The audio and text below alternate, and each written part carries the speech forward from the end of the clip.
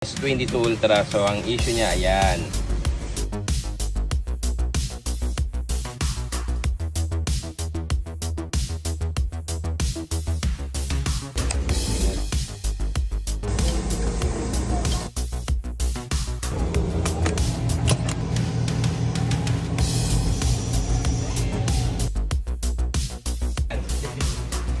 Guys, Samsung S22 Ultra. So, ang issue niya, ayan.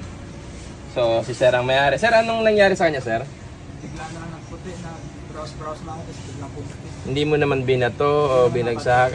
Bigla lang talaga siya So, ito Sir, katulad siyempre nung mga nakita mo sa videos namin is nare-repair to kahit hindi palitan ng LCD. So, ganun din yung gagawin natin sa kanya. Ano? So, let's go.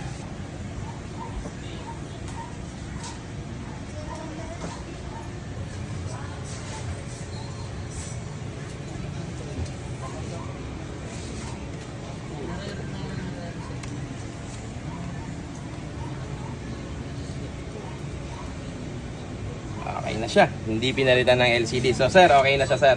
Hindi kailangan palitan ng LCD. So nare-repair lang po yung mga ganitong problem. Kaya po sa lahat ng gusto magpagawa, mag-PM lang po sa aming FB page, sa aming pong TikTok, Alex alias Screen Specialist. Mas maganda po mga boss kung mas maaga po kayo makapunta dahil medyo marami po tayong pila.